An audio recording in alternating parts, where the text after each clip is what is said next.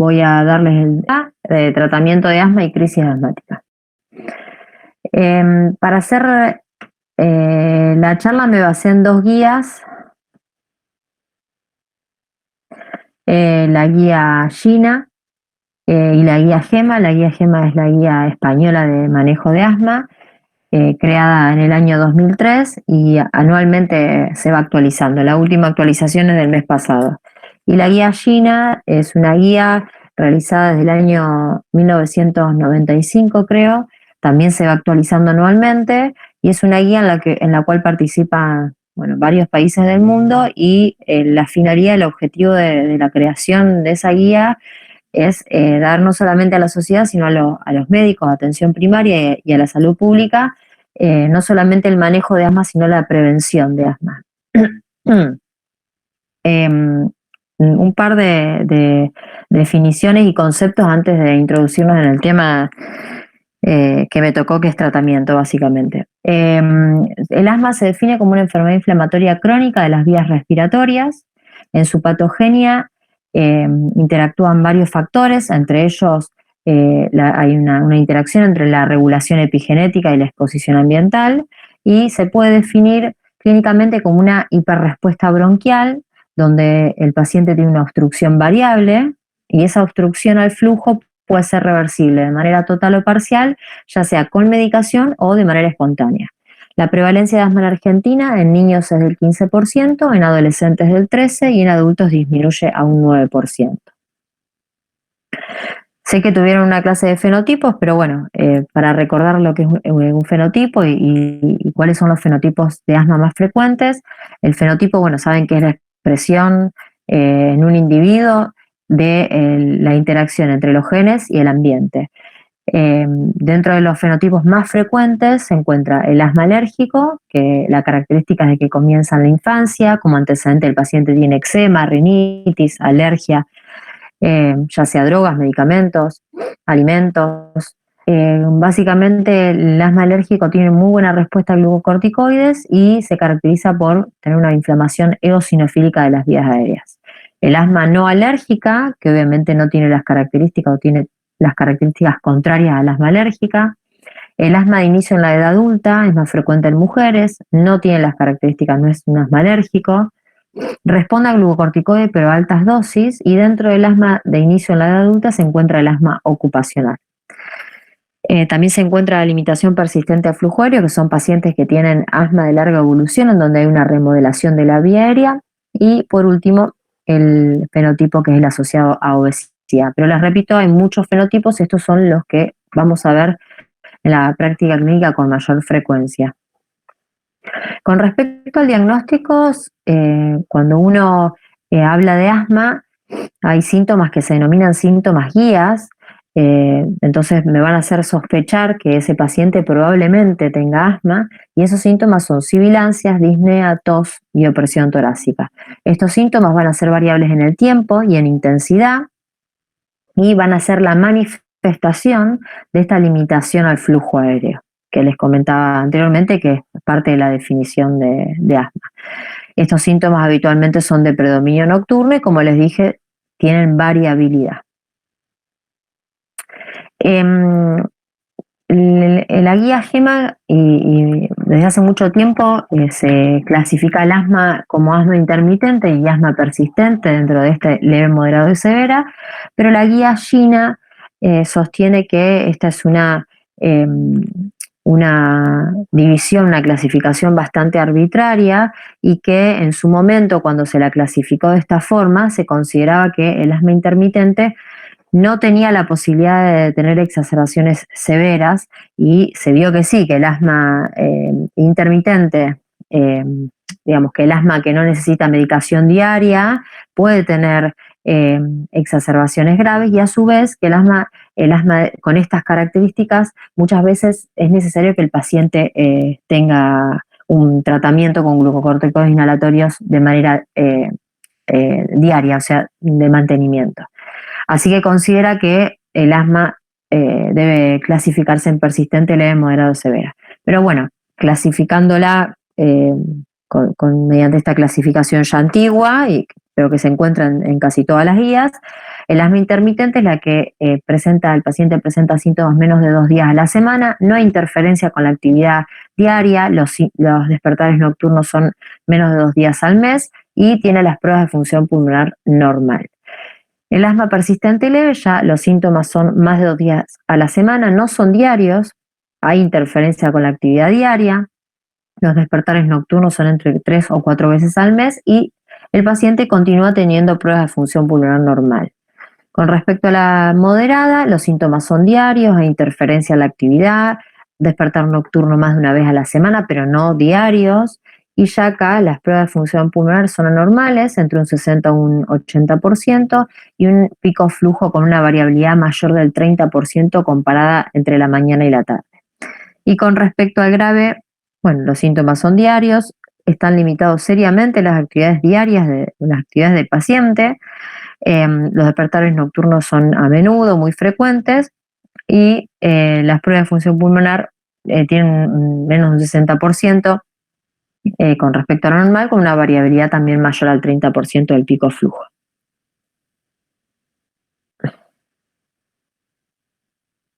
Profe, una pregunta. La variabilidad del pico flujo, ¿por qué se daría? Por esta, digamos, el paciente, como te decía, tiene una obstrucción variable al flujo aéreo. Y durante el día esta variabilidad se pone de manifiesto. Tiene una hiperreactividad bronquial con una variabilidad en la limitación al flujo aéreo. Digamos, dentro de la definición de asma se encuentra esa variabilidad, ¿sí? Con respecto al diagnóstico, el diagnóstico básicamente se divide en niños y en adultos, en niños menores de 5 años, en mayores de 5 años y en adolescentes y adultos. En un paciente que yo sospecho que tiene diagnóstico o probablemente tenga diagnóstico de asma, es muy importante pedirle una prueba de función pulmonar. Se pide una espirometría con prueba broncodilatadora, o sea, se pide una espirometría computarizada pre y post broncodilatador. ¿Qué es lo que me va a dar un patrón obstructivo? Cuando la relación entre el BEP1 y la capacidad vital forzada es menor de 0,7. Si ese paciente en la espirometría, esa relación es menor y hay una broncodilatación, o sea, más de 200 mililitros del BEP1 y más del 12% del BEP1 en la espirometría posterior a la administración de un agonista beta-2, se confirma el diagnóstico de asma.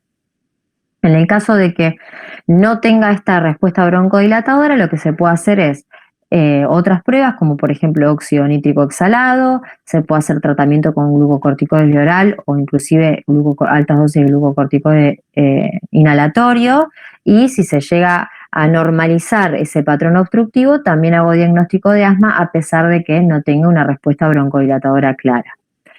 En el caso de que no encuentre un patrón obstructivo en la espirometría, pero sí tenga una hiperreactividad, o sea, tenga una respuesta broncodilatadora que me darían de manifiesto esta hiperreactividad bronquial, hago diagnóstico de asma.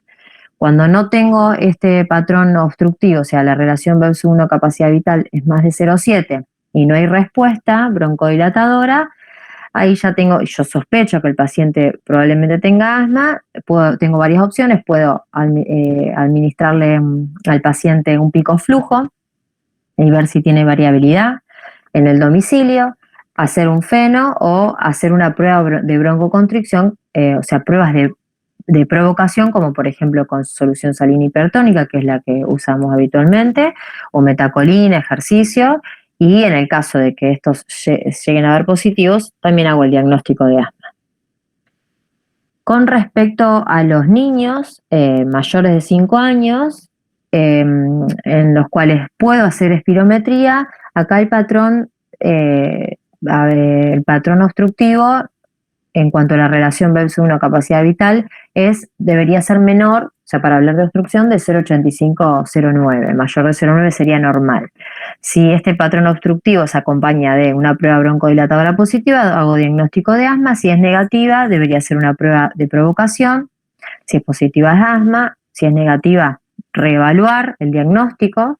Y en el caso de que no pueda hacer, no tenga disponible o no pueda lograr una buena espirometría por la edad del paciente, se puede hacer, al igual que en el adulto, una prueba terapéutica con glucocorticoides inhalatorios durante 1 mes y medio, 2 meses, y reevaluar. Si tiene buena respuesta, podría ser diagnóstico de asma; si no, debería reevaluar el diagnóstico. Con respecto al diagnóstico de asma dentro de los 3 primeros años de vida, acá ya el diagnóstico, digamos, es probabilístico. Se utiliza habitualmente el índice predictivo de asma, en el cual uno determina si ese paciente tiene alta probabilidad de padecer asma o no. Y están sujetos a controversia, ¿sí? Los criterios de diagnóstico, pero los más utilizados son estos, este índice predictivo de asma. El paciente es menor de 3 años, o sea que este paciente de 3 años, como antecedente, debe haber presentado más de 3 episodios al año de sibilancia, sumado a un criterio mayor o 2 menores. Como criterios mayores, antecedente de asma de uno de los padres o diagnóstico en el niño de eczema, y como criterio, o sea, cualquiera de esos dos, y como criterios menores, que debe cumplir con 2 criterios: rinitis alérgica diagnosticada en el niño, sibilancias que no estén asociadas a resfríos. Recordemos que las sibilancias asociadas a resfríos en la infancia son muy frecuentes, inclusive pueden tener un número importante anuales, alrededor de 8 a 10 episodios por año, y eosinofilia en sangre periférica igual o superior a 4%.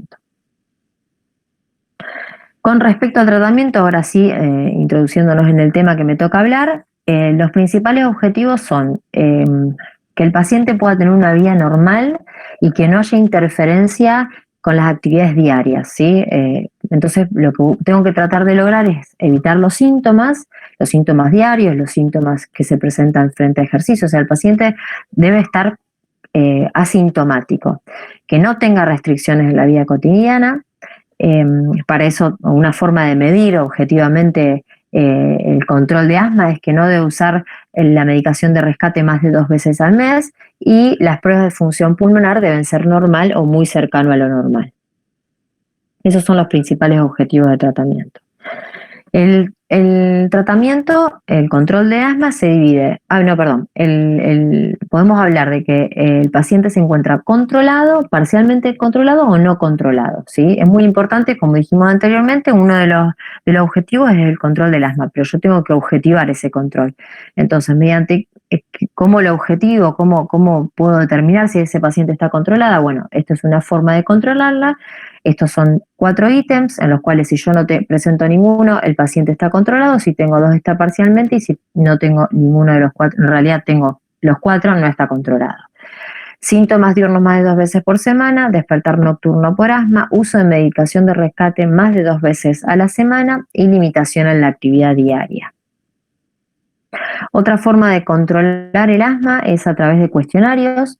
Uno muy utilizado es el ACT, o el Asthma Control Test, que es un cuestionario en el cual se determinan los síntomas que presenta el paciente y la necesidad de medicación en el último mes. Por ejemplo, pregunta si el asma ha impedido realizar las tareas habituales, con qué frecuencia le faltó el aire, si los síntomas lo despertaron por la noche o tenía síntomas cuando se levantaba a la mañana, con qué frecuencia utilizó su inhalador y cómo percibe el paciente el control de su asma.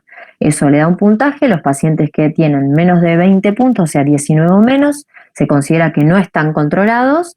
Bueno, y esto es una forma de poder objetivar el control del asma. Otro cuestionario también utilizado en la práctica es el ACQ5, es el cuestionario de control de asma, en el cual son 5 preguntas, al igual que el anterior. Cada pregunta, en base a lo que uno contesta, tiene un puntaje, se suma el puntaje total y se lo divide por 5. Los síntomas son similares a los anteriores, pero tienen que ver con los últimos 7 días, ¿sí? Con qué frecuencia se despertó por la noche, si tuvo síntomas a la mañana cuando se levantaba, si limitó sus actividades, si le faltaba el aire o si notó sibilancias. En el caso de que el puntaje sea menos de 0,75 está controlado, más 1,5 no controlado, y entre 0,75 y 1,5 control parcial. Yo hago investigación clínica en la clínica del tórax, hay un centro de investigación, sobre todo protocolos respiratorios y protocolos de asma y EPOC, y estos cuestionarios la verdad que se utilizan con gran frecuencia. No, yo particularmente no los utilizo en la práctica diaria, pero sí se utilizan en cada visita de protocolo en todos los pacientes que se encuentran bajo este tipo de tratamiento.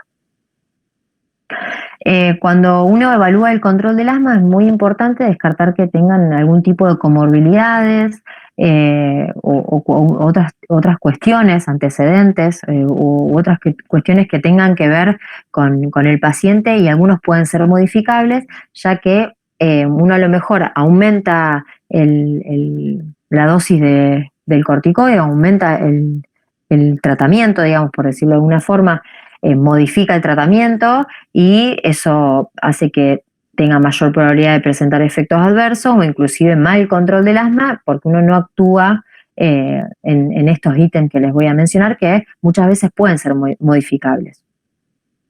Y pueden hacer que el paciente tenga algún tipo de exacerbación severa y aumente la mortalidad de la enfermedad. Con respecto a las comorbilidades, algunas modificables y otras no. Con respecto a ellas tenemos el tabaquismo, rinitis, obesidad, enfermedad por reflujo gastroesofágico, embarazo.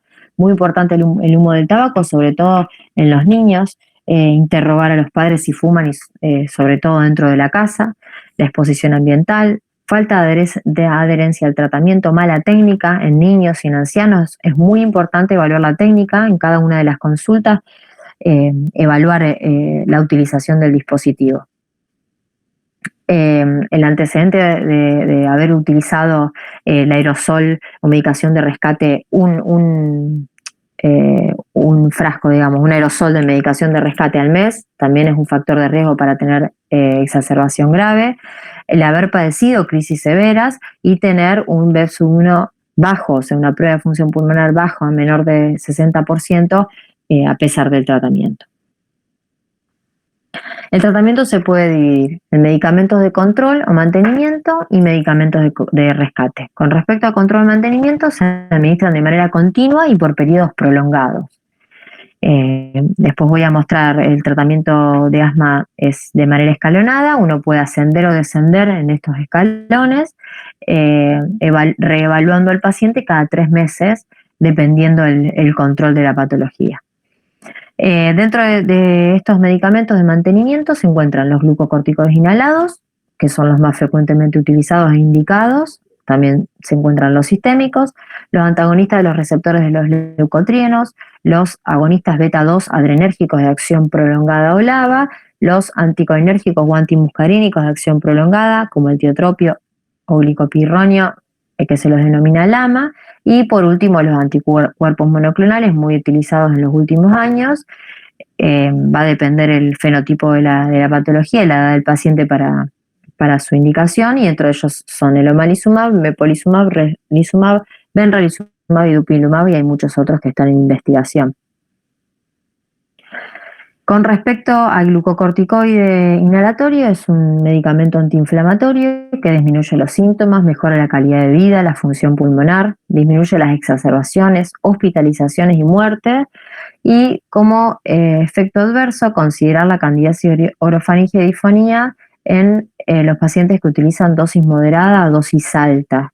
No se ha visto este efecto adverso en los pacientes que utilizan dosis bajas. ¿Cómo se evita? Diciéndole al paciente que realice buches con agua posterior a la utilización, o que se realice la inhalación previa a la ingesta de alimentos. Los glucocorticoides inhalatorios se dividen en dosis baja, media y alta, y de eso va a depender la edad del paciente, ¿sí? Acá vemos las distintas presentaciones para adultos mayores, para adultos y adolescentes mayores de 12 años, esas son las diferentes dosis. En el caso de niños de 6 a 11 años, también se divide en dosis baja, mediana y alta, y en niños menores de 5 años, bueno, directamente tengo la dosis total indicada dependiendo de la presentación. No es para que se lo sepan de memoria, pero bueno, para que tengan presente que depende de la edad del paciente, los miligramos que uno considera como dosis baja, alta o moderada. Con respecto a los medicamentos de control, hablamos anteriormente que se usaban los glucocorticoides, los LABA, y esta combinación, los glucocorticoides inhalatorios y los LABA, se utilizan con mucha frecuencia. De hecho, Gina los recomienda sobre todo las combinaciones con formoterol como primera opción en la mayoría de los escalones, no solamente como mantenimiento, sino también como rescate. Después voy a explicarles en mayor detalle. Y es muy importante saber que en pacientes con asma está demostrado que la utilización solo de LABA aumenta la mortalidad. O sea que en pacientes asmáticos debe usarse, en el caso de usarse LABA, elegir la combinación con glucocorticoides. Bueno, estas son algunas de las combinaciones: budesonide formoterol, fluticasona salmeterol, beclometasona formoterol, fluticasona bilanterol, fluticasona formoterol, mometasona formoterol. Mejoran los síntomas, la función pulmonar, las exacerbaciones más rápidos que duplicar las dosis de glucocorticoides. O sea que es preferible usar esta combinación antes que aumentar la dosis de corticoide inhalatorio. A lo mejor dosis baja de glucocorticoide asociado a LABA es más efectivo que dosis mediana de glucocorticoide inhalatoria. Y la combinación de formoterol, como les decía antes, con algún corticoide inhalatorio, se vio que disminuye en un 64% la posibilidad de que un paciente con asma leve tenga una exacerbación severa.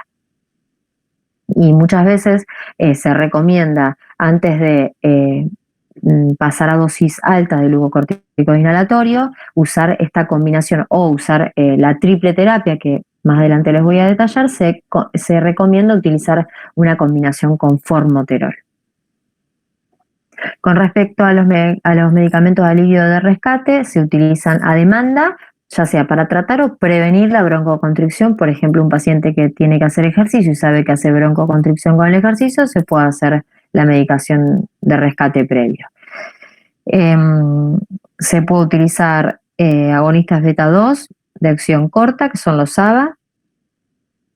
Gina los recomienda utilizarlos junto con corticoide inhalatorio. O sea, cada vez que el paciente necesita utilizar un SABA, la recomendación de Gina es que debe usar un corticoide inhalatorio, ya que tiene acción antiinflamatoria, y esta combinación, por más que lo use de manera SOS, o sea, a demanda, y no como mantenimiento, disminuye la posibilidad de tener una exacerbación severa. Este es uno de los grandes cambios que publicó Gina en los últimos 30 años y lo pone de manifiesto en el año 2019, considerando esta cuestión de que no se debería usar SABA únicamente en el asma leve, que tiene pocos síntomas, y que solamente debería utilizar broncodilatador a demanda, ya que la adición de glucocorticoide inhalatorio evita el desarrollo de exacerbaciones graves por esta acción antiinflamatoria que tiene.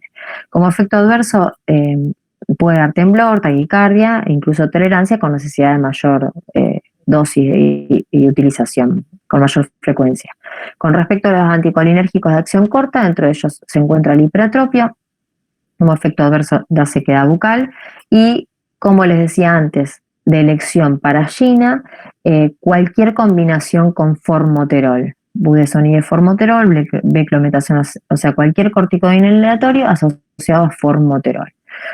De elección en Gina, y esta terapia se denomina SMART, que es la terapia, utiliza la misma terapia en un solo dispositivo, utilizada tanto para mantenimiento como para rescate. Entonces, dentro de los medicamentos de alivio se encuentran los agonistas beta 2 de acción prolongada y de acción corta. Dentro de acción corta, el más utilizado es el salbutamol. Viene en un dispositivo en aerosol, y en un inhalador presurizado o en polvo seco. Tener en cuenta que los de acción corta tienen un mecanismo de acción de inicio de entre 3 a 5 minutos, un máximo a los 90 minutos, y duran 6 horas. Los de acción larga, el bilanterol es el que tiene mayor duración de acción, que es de un día. el salmeterol y formoterol 12 horas, por eso las presentaciones con bilanterol, como por ejemplo el Relvar se usa una vez al día, y las presentaciones con formoterol o salmeterol como Seretide, Frevia o no me va a salir el otro nombre. Bueno, son nombres comerciales, se utilizan cada 12 horas. El Symbicort. Y tener en cuenta que el formoterol, como dije anteriormente, como el inicio de acción y el bilanterol también es corto, a los 3 o 5 minutos ya empieza a hacer efecto, se puede utilizar también como medicamento de alivio, de rescate, no solamente como mantenimiento. Bueno, estos son los escalones terapéuticos clasificados por GINA.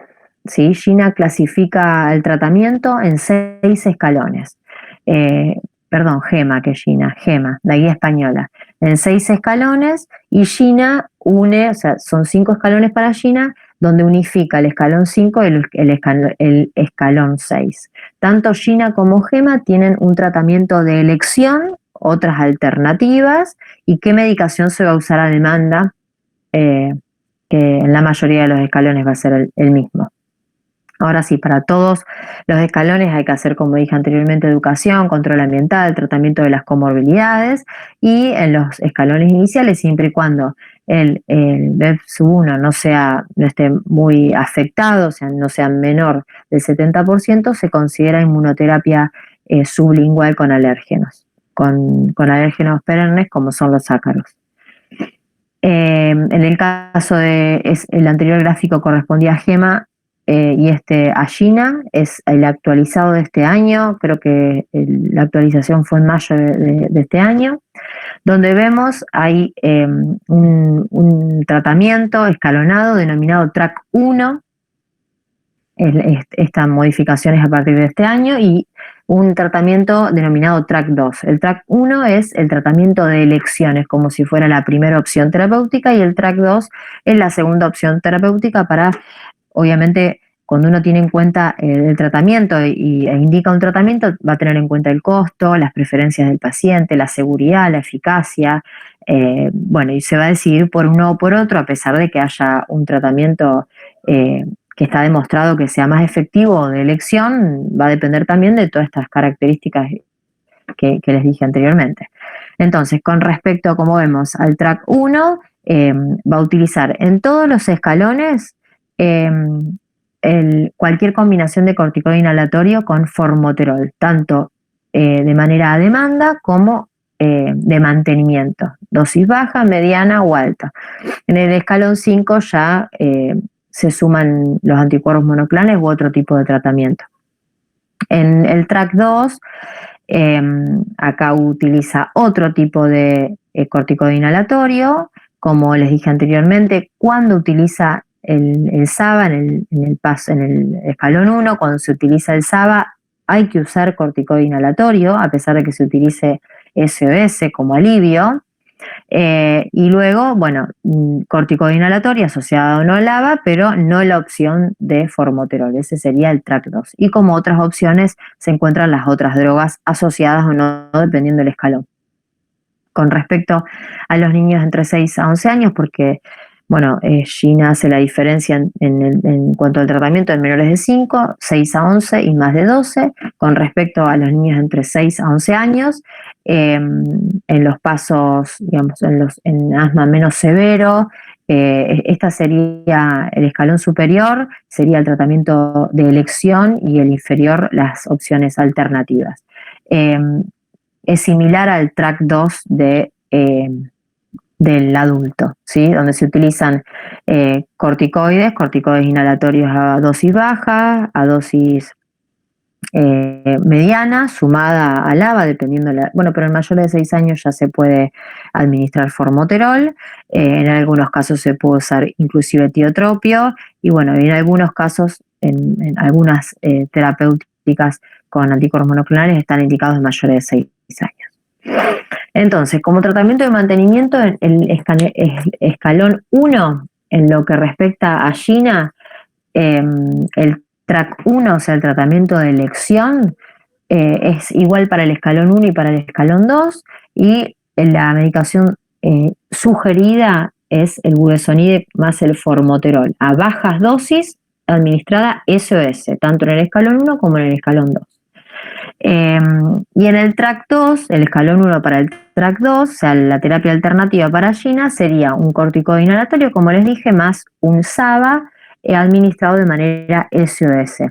Cualquiera de estas opciones en el escalón 1 estarían indicadas para GEMA, cualquiera de estas dos. No hay elección, o sea, cualquiera de estos medicamentos de manera SOS o a demanda están indicados en GEMA, no hay ninguna opción, ninguna elección, ¿sí?, para el escalón 1. Se utiliza a demanda y preejercicio en pacientes con síntomas. ¿Qué características tienen estos pacientes? Tienen síntomas diurnos, leves, no más de 2 veces al mes, y no tienen síntomas nocturnos. No tienen síntomas entre los episodios, la función pulmonar es normal y no debe haber tenido exacerbaciones previas en el año, exacerbaciones en el año previo. Además, no tiene factores de riesgo para padecer exacerbación. Con respecto al escalón 2, los glucocorticoides diarios a dosis bajas es la elección en GEMA y en Gina en el track 2, asociado a SABA-SOS. Este tratamiento es de elección en niños de 6 a 11 años y la combinación, o puede utilizarse, como dije anteriormente, la combinación de formoterol más un glucocorticoide inhalatorio, SOS, como es el caso de el track 1 de Gina. No les quiero hacer mucho lío, porque por ahí si no ven el cuadro es bastante complejo. Otra posibilidad terapéutica es glucocorticoide inhalatorio a dosis baja, más SABA, ambos administradas de manera a demanda. Este tratamiento suele ser el inicial para la mayoría de los pacientes que consultan y que no han recibido ningún tipo de tratamiento previo. Y otro tipo de tratamiento son los antagonistas de los receptores de leucotrieno. Es importante tener la precaución de que la FDA en los últimos años menciona como efecto adverso la posibilidad de padecer ¿cómo que se llama? Efectos adversos neuropsiquiátricos. Entonces es muy importante el antecedente del paciente. ¿Me esperan un segundito? Que estoy recibiendo una llamada. Un segundito y ya vengo.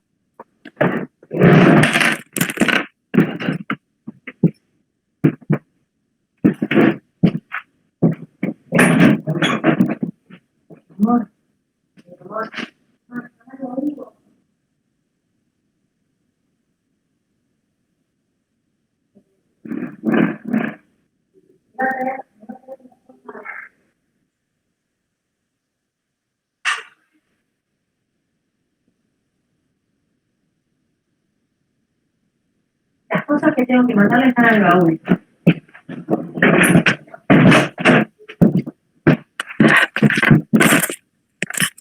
Perdón, pero tenía una llamada que tenía que atender urgente. Bueno, como les decía entonces, los antagonistas de los receptores de leucotrieno, la precaución o lo que hay que tener en cuenta es que pueden presentar como efecto adverso síntomas neuropsiquiátricos. Con respecto al escalón 3, el track 1 de Gina, la asociación de elecciones, el glucocorticoide inhalatorio más formoterol a dosis baja, tanto de mantenimiento como SOS, y el track 2 o GEMA, la indicación sería, la primera opción sería glucocorticoide inhalatorio más LABA, dosis bajas más SABA SOS. Otra opción sería la utilización del glucocorticoide inhalatorio dosis intermedia.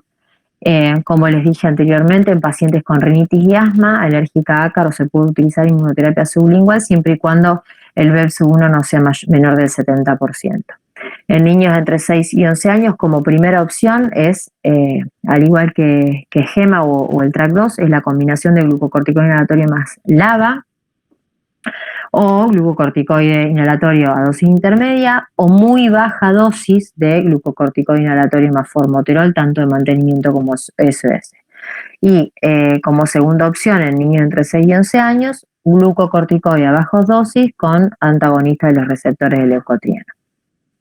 Con respecto al escalón 4, acá la dosis de corticoide ya es intermedia, más SOS, TRAC 2 o GEMA, o glucocorticoide inhalatorio formoterol a dosis intermedia, como siempre esta terapia SMART, que es mantenimiento y a demanda. Sería la primera elección para Gina. Se puede utilizar de manera complementaria los antagonistas de receptores leucotrienos, como el montelukast, y como les decía anteriormente, en Gina, en la última actualización de Gina, habla ya de la triple terapia, uno de los fármacos en los nombres comerciales más utilizados, el que conozco es el Trelegy, que son 3 drogas, combina LABA, LAMA y glucocorticoide inhalatorio. En mayores de 18 años se puede usar esta triple terapia.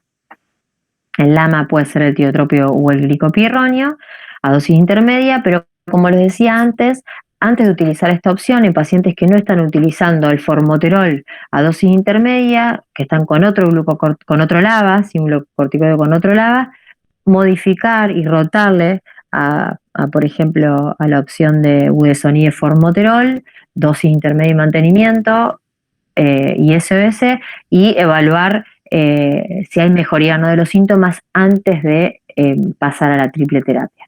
En mayores de 6 años ya se puede usar el tiotropio complementario, no esta combinación de Trelegy, pero sí el tiotropio. Otra opción son dosis altas de glucocorticoide inhalatoria. Y en niños entre 6 y 11 años, dosis intermedia más ABA sería, dosis intermedia, perdón, de glucocorticoide más LABA más ABA sería la primera opción. También se sigue indicando la inmunoterapia sublingual en pacientes que lo requieran. Y como último escalón, el escalón 5, en Gina, y lo que es GEMA sería escalón 5 y 6, altas dosis de la combinación de corticoide inhalatorio con formoterol, dosis alta de otro corticoide con LABA, más ABSOS, más antagonistas de receptores leucotrieno, más, como les decía, el LAMA, la adición de LAMA. Y acá es muy importante hacer el estudio fenotípico, ver de qué fenotipo, si se trata de un fenotipo TH2 o no, para poder rotar el tratamiento a algún tipo de anticuerpos monoclonales que se sabe son efectivos para este tipo de pacientes. Y como última opción, corticoides sistémicos, pero bueno, siempre hay que tenerlo como última opción terapéutica, teniendo en cuenta que tienen muchos efectos adversos. Con respecto al tratamiento en menores de 5 años, acá se divide en 4 escalones. El escalón 1, el paso 1 sería medicación a demanda, SABA. El escalón 2, bajas dosis de corticoide inhalatoria. El escalón 3, bajas dosis pero cada 12 horas. Y si no hay respuesta a eso, se puede sumar un antagonista de los receptores de leucotrieno, y en el caso de que siga teniendo episodios de broncoconstricción, hay que derivar al especialista. Eso con respecto a Gina. Con respecto a GEMA, la edad de corte son 4 años, en menores de 4 es exactamente el mismo tratamiento que les mencioné recién, y en mayores de 4 también es muy similar a los pacientes al rango de edad entre 6 y 11 años que les fui comentando en cada uno de los escalones que menciona Gina. Como les dije inicialmente, se debe reevaluar cada 2 o 3 meses, y uno tiene que encontrar el menor tratamiento, o sea, el tratamiento que controle los síntomas y que se asocie con menores exacerbaciones y menores efectos adversos. El menor tratamiento, la menor dosis posible, ¿sí? El paciente, para poder subir o bajar de escalón, tiene que ser evaluado entre los 2 y 3 meses y debe permanecer asintomático para poder bajar el escalón. Siempre evaluar estos ítems que son la compliance, o sea, la utilización de la medicación, la adherencia al tratamiento, la técnica, los factores de riesgo modificables, bueno, ya le dije la técnica, o sea, evaluar todos estos ítems que hacen que el tratamiento puede ser menos efectivo, o que uno considere que el asma está poco controlado y modifique la medicación, aumente la medicación, y en realidad no evaluó todas estas cuestiones que hacen al tratamiento también, ¿no es cierto? Con respecto al asma grave no controlada, se define como el mal control pese a la combinación de altas dosis de corticoide inhalatoria más LABA, y se puede medir objetivablemente mediante, como les mencioné anteriormente, los cuestionarios ACT, ACQ y haber recibido 2 ciclos de glucocorticoides orales en más de 3 días consecutivos en los últimos 6 meses. Más de una hospitalización por exacerbación grave, una o más de una, y unas pruebas de función pulmonar anormal, un BEFS 1 menos de 80, o la relación con un patrón obstructivo menor a pesar del tratamiento, ¿sí? A pesar del tratamiento adecuado, sigue teniendo pruebas de función pulmonar anormal. Entonces, como les dije antes, el escalón 5 o 6, dependiendo si uno habla de GINA o GEMA, habla de este asma no controlada, y es muy importante establecer el fenotipo como parte de diagnóstico. Entonces, el asma no controlada T2 es la que se caracteriza por tener eosinofilia en sangre periférica, eosinófilos en el esputo, manifestaciones clínicas de alergia y sensibilidad demostrada a aeroalérgenos perennes. En este tipo de pacientes se puede hacer anticuerpos monoclonales, como por ejemplo el omalizumab, que es una terapia anti-inmunoglobulina E. Está demostrado que disminuye exacerbaciones graves, la intensidad de los síntomas, la necesidad de glucocorticoides y tiene una franja mejoría de calidad de vida. Se puede dar en pacientes mayores de 6 años. La dosis se puede dar, es una dosis subcutánea entre 2 a 4 semanas, y la dosis es en función del nivel de IgE y del peso del paciente. Como ven acá hay 2 gráficos, uno evalúa la inmunoglobulina E que tiene en sangre periférica y el peso corporal, y en base a eso ve si cae en alguno de estas dosis. Si cae, por ejemplo, por fuera de este gráfico, dice no administrar porque no se disponen datos, o sea que no todos los pacientes pueden utilizar este tipo de terapéutica. Con respecto al tratamiento de antiinterleuquina 5 o antirreceptor de interleuquina 5, sabemos que la interleuquina 5 lo que hace es activar al eosinófilo y la degranulación, así que estaría indicado para este perfil T2. Ejemplos de ellos son el mepolizumab, que bloquea la interleuquina 5 circulante, indicado en asma eosinofílica en pacientes de mayores de 6 años. La dosis es 100 miligramos subcutáneo una vez por mes en mayores de 12 y 40 una vez por mes entre 6 y 11 años, y estaría específicamente indicado en los pacientes que tienen asma y como comorbilidad poliposis nasal, porque también es efectivo para ese tipo de tratamiento. Para ese tipo de patología. El reslizumab también es un anticuerpo frente a la interleuquina 5, pero este estaría indicado en pacientes mayores de 18 años y además es de administración endovenosa, 3 miligramos kilo endovenosa una vez por mes. Con respecto al benralizumab, este es un anticuerpo antirreceptor alfa de la interleuquina 5, impide la activación por un lado, disminuyendo los eosinófilos, y por otro lado aumenta la eliminación de eosinófilos y basófilos a través de los natural killers. Como dije anteriormente, todos estos anticuerpos monoclonales está demostrado que disminuyen exacerbación, mejoran la función pulmonar, disminuyen los síntomas. Este estaría indicado en mayores de 18 años y la dosis varía. Los primeros 3 meses, las primeras 3 dosis son 30 miligramos mensuales y luego 30 miligramos cada 2 meses. Tampoco está establecido la duración del tratamiento, ¿sí? Son drogas nuevas, relativamente nuevas. El omalizumab hace creo que alrededor de 20 años que se utiliza. El tratamiento anti-interleuquina 4 y anti-interleuquina 3, un ejemplo de ellos es el dupilumab, que se une al receptor de la interleuquina 4, por lo tanto bloquea a estos 2 tipos de interleuquina. Y está indicado en mayores de 12 años con eosinofilia, o sea, altos recuentos de eosinófilos en sangre y o feno aumentado. Feno es el óxido nítrico exhalado. Para el asma fenotipo no T, el asma grave no controlada, en este tipo de pacientes, podría ser previa evaluación por especialista, podría ser la administración de acitromicina 500 miligramos vía oral 3 veces por semana durante un periodo no menor a 6 meses, previa evaluación también por cardiólogo, ya que hay que determinar que no tenga prolongación del QT, que no tenga además alguna infección por micobacterias atípicas. Otra opción sería la termoplastia bronquial, que es un procedimiento broncoscópico, que lo que se hace es a través de radiofrecuencia disminuir la capa muscular, el músculo liso del bronquio. Y con respecto a los corticoides sistémicos, como dije anteriormente, se utilizan mínimas dosis por el menor tiempo posible y es el último recurso.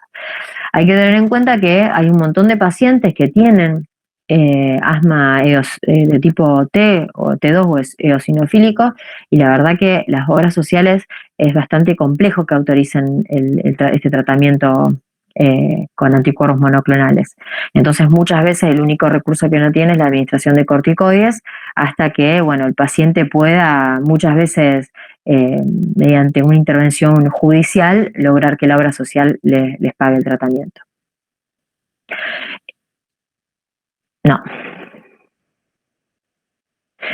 Con respecto a la vía de administración, obviamente que la inhalatoria es la recomendada, pero tanto en ancianos como en niños, la principal dificultad es la técnica. Por eso, cada vez que el paciente va a la consulta, evaluar la técnica, sobre todo en los extremos de las edades. ¿Qué dispositivos se encuentran a nuestro alcance? Tenemos los inhaladores presurizados, que es el aerosol, ¿sí? Que tiene un propelente que hace que el aerosol sea despedido, digamos. El sistema Modulite, que es un inhalador también presurizado, pero tiene un propelente más ecológico, y el flujo del aerosol es más lento, entonces permite que haya mayor coordinación entre la inhalación y el disparo. Se puede utilizar o no una cámara espaciadora, sobre todo en pacientes que no tienen buena técnica. Después hay otro inhalador que es activado por la inhalación, el inhalador de nube de vapor suave, que es el Respimat, inhaladores de polvo seco. Ejemplos de estos son el Acuhaler, Aerolizer, Breezhaler y Ellipta. Y, por ejemplo, no sé si alguno es asmático, pero por ejemplo el Ceretide viene en esta presentación. El Breezhaler creo que es o Turbohaler, no Breezhaler, Turbohaler es la presentación del budesonide con el formoterol. Bueno, y por último, los nebulizadores, tanto en jet como ultrasónicos, cada uno con sus beneficios y sus contras, pero bueno, cualquiera de los dos pueden ser utilizados. Preferiblemente el ultrasónico, ya que hace menos ruido en los niños, pero pueden utilizarse cualquiera de los dos. Entonces, como les decía, los dispositivos, tenemos dispositivos en aerosol y polvo seco. En aerosol son el inhalador, por ejemplo es el salbutamol, ¿sí? La fluticasona también así, fluticasona y salmeterol, el Ceretide, también viene así en esta presentación, es un aerosol, y este es el Respimat, que es el tiotropio, que es esta inhalación con vapor, nube de vapor fina. Y el inhalador de polvo seco puede ser administrar una sola dosis o multidosis. Una sola dosis, como por ejemplo el formoterol, en este caso es un dispositivo en el cual se coloca una cápsula, se presiona los costados, salen dos, una de cada lado, un material punzante que perfora la cápsula, y cuando uno aspira el polvo. Esa es una opción.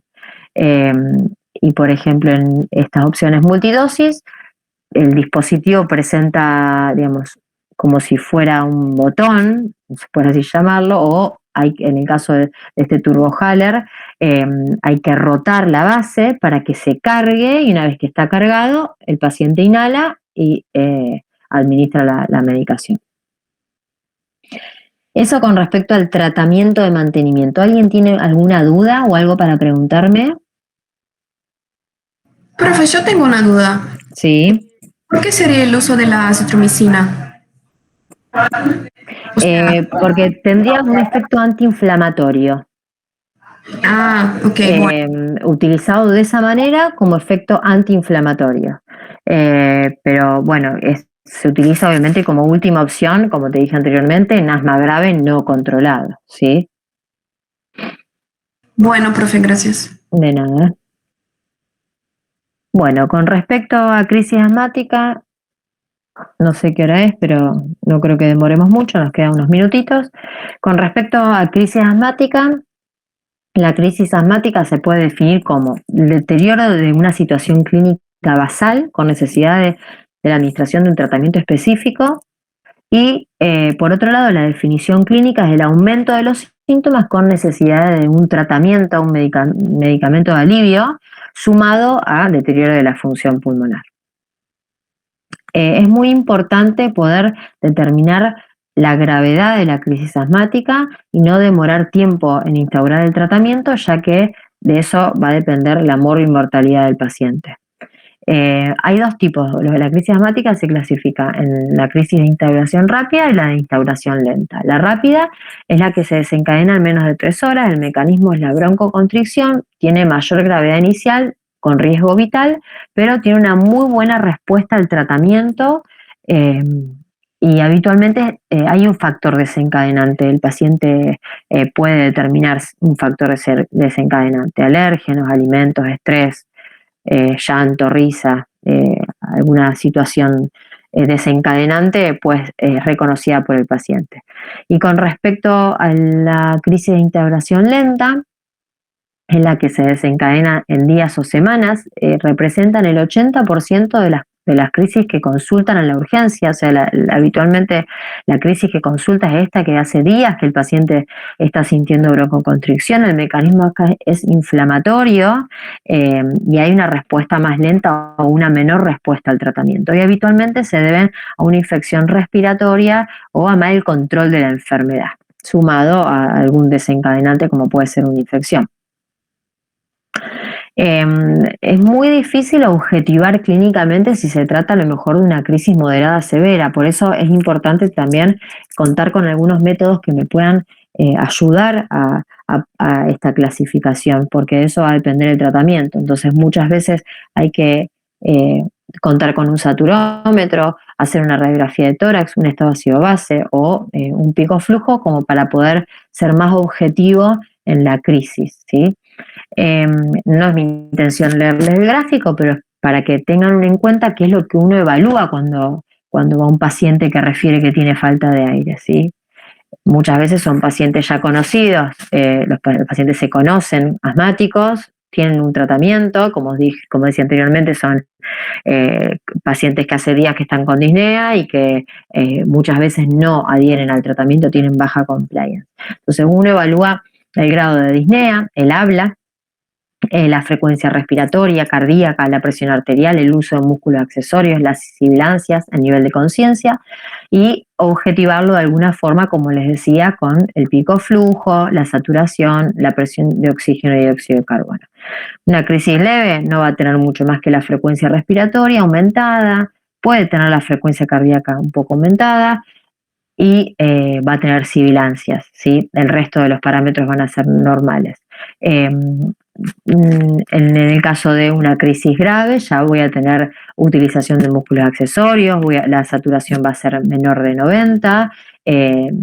Es importante tener en cuenta que muchas veces, tanto la crisis moderada como intensa, no voy a tener hipercapnia, o sea, la presión de dióxido de carbono no va a estar aumentada porque el paciente está taquimneico, ¿sí? Entonces la presión de dióxido de carbono va a estar disminuida, no así en los pacientes que tienen una crisis vital o una crisis grave con necesidad de unidad de cuidados intensivos, donde sí voy a tener hipoxemia, hipercapnia, uso de músculos accesorios, hipotensión, inclusive puedo tener shock, bradicardia. Importante el silencio auscultatorio, que en pacientes cuanto más graves están, menos sibilancias van a tener, ¿sí? El tratamiento va a ser diferente si se trata de una crisis leve, moderada, severa o una crisis vital en la cual necesita soporte respiratorio.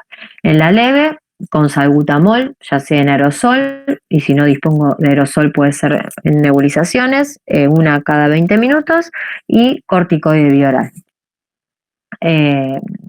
La moderada, en la cual ya, como les decía antes, tengo cierta afectación de la saturación y alguna manifestación clínica, además de la disnea, puede tener palabra entrecortada, taquicardia, mayor taquipnea. Acá, además de los broncodilatadores, que puedo utilizar el salbutamol, como les dije, en aerosol, con aerocámara, es más fácil, sobre todo en pacientes que tienen severa disnea, o puede utilizarse el hiperatropio en aerosol, o cualquiera de estos dos medicamentos en la presentación de gotas para ser administrada por nebulización.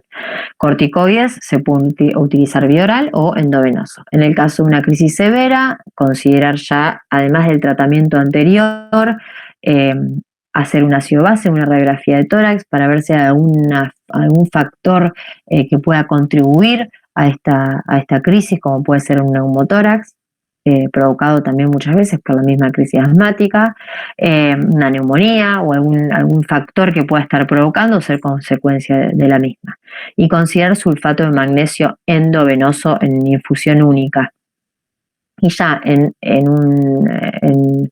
una crisis vital, donde ya el paciente tiene las manifestaciones y las características clínicas que les mencioné anteriormente, que puede traer bradicardia, silencio ocultatorio, somnolencia, respiración paradojal, ya probablemente necesite una internación en terapia intensiva con soporte respiratorio. Bueno, y como dice acá en la diapo anterior, hay que reevaluarlo no solamente clínicamente, sino mediante estos parámetros más objetivos cada hora, ¿sí?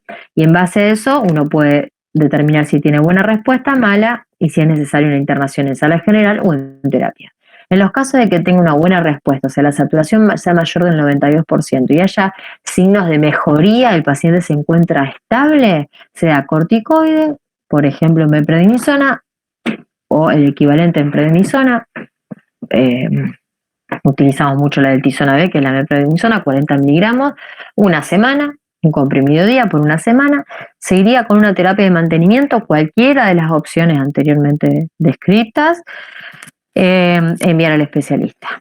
Si el paciente continúa necesitando oxígeno para mantener una saturación mayor del 90%, bueno, se continúa con el tratamiento antes descrito, considerando el salbutamol reglado, el hiperatropio reglado, la hidrocortisona reglado, e iniciar precozmente también el tratamiento con corticoides inhalatorios. Y en el caso de que empeore, como vimos antes, internar en UTI y probablemente necesidad de soporte respiratorio. En quienes voy a indicar que el paciente quede internado a pesar de que tengan, clínicamente parezca una exacerbación leve. Por ejemplo, los pacientes que necesitan, como dije anteriormente, mantener una saturación, necesitan el oxígeno para mantener una saturación más del 92%. Los pacientes que tengan antecedentes de una crisis vital previa, ¿sí? Los pacientes que hayan estado con corticoides vía oral y a pesar de eso necesitaron consultar a una guardia. Los pacientes que sabemos que en su domicilio no van a poder cumplir con el tratamiento. Y los que tengan algún tipo de comorbilidad, como por ejemplo una neumonía, ¿sí? Un neumotórax. En ellos voy a indicar la hospitalización. Bueno, con respecto a la hospitalización en críticos ya lo vimos. Las dosis, o sea, cuáles son las drogas y cuáles son las dosis. Con respecto a los agonistas beta 2, el salbutamol, que se puede usar en aerosol presurizado más aerocámara, entre 2 a 8 inhalaciones, cada 10 a 15 minutos la primera hora. Se puede utilizar de manera continua e intermitente. La nebulización, 2,5 a 5 miligramos serían entre 10 y 20 gotas. El hiperatropio también es un broncodilatador, también se puede usar con aerosol presurizado, 4 a 8 inhalaciones cada 10 a 15 minutos y también 20 gotas en nebulización intermitente. Como corticoide se puede utilizar vía oral o hidrocortisona, de eso va a depender el estado de conciencia del paciente. En las graves voy a elegir obviamente la vía endovenosa y en las más leves la vía oral. Prednisona o su equivalente, ¿sí? Y con respecto a los glucocorticoides inhalados, se puede utilizar cualquiera. En realidad acá pone fluticasona o budesonide, pero puedo utilizar cualquier corticoide que tengan a disposición, y en eso va a depender. Esto es una dosis moderada, ¿sí? Intermedia de fluticasona y de budesonide. Y con respecto al sulfato de magnesio, en los casos severos, moderados o severos, severo o con riesgo vital, se indica el sulfato endovenoso por única vez.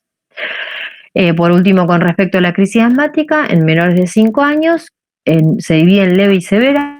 En estos la evaluación es un poco más compleja. Son menores de 5 años, o sea que algunos pacientes inclusive no van a hablar, entonces hay algunos ítems que no pueden ser evaluables. Lo que sí voy a tener en cuenta es la saturación, tanto en niños como en embarazadas.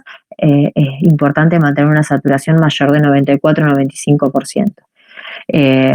La saturación siempre se mide previa instauración del tratamiento, ¿no es cierto? Entonces voy a evaluar la alteración del sensorio. Estos pacientes pueden estar agitados, no con bradisiquia, sino muchas veces agitados, ¿sí? Desorientados. La saturación, si llega a hablar el paciente, bueno, si puede o no decir palabras, o puede mantener una oración, una conversación. La frecuencia cardíaca, que va a depender de la edad. La frecuencia respiratoria, si tiene cianosis, y la intensidad de las sibilancias. Acuérdense que el tórax silente o el silencio ocultatorio, obviamente que va a ser más grave que un paciente que se escuchan muchas sibilancias. No sé si tienen alguna consulta con respecto al tratamiento de crisis asmática.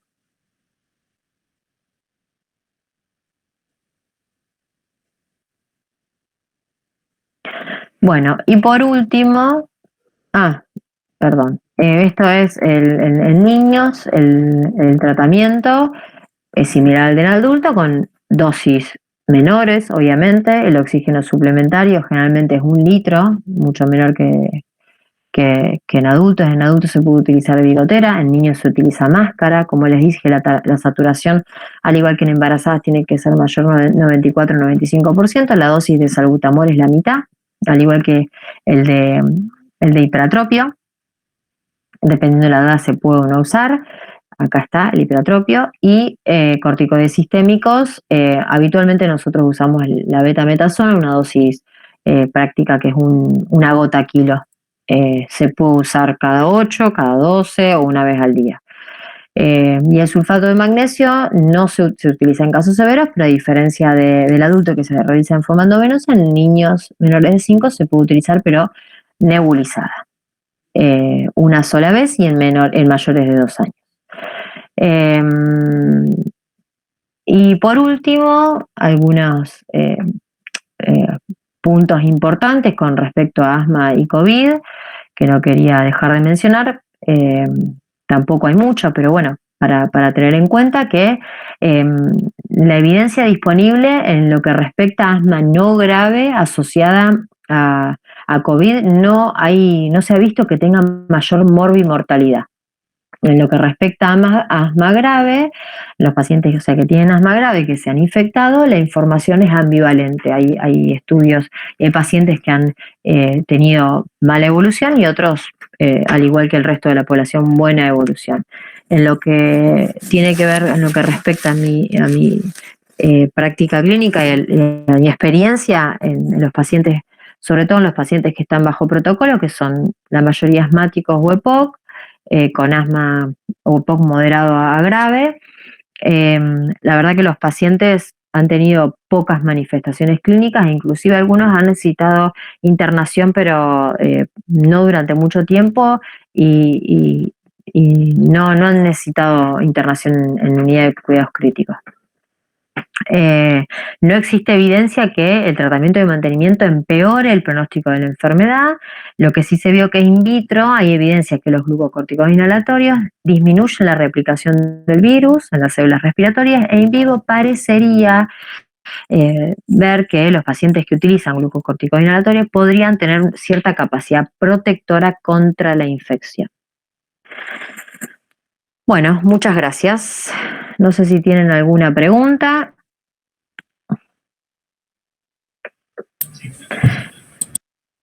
No, profe, de mi parte, gracias. Gracias a ustedes por Muchas escucharme. gracias, profe. Gracias, profe. Gracias, profe. Antes de que se vayan, porque veo que se están yendo, no sé si todos pusieron en el chat su nombre y su apellido para la asistencia.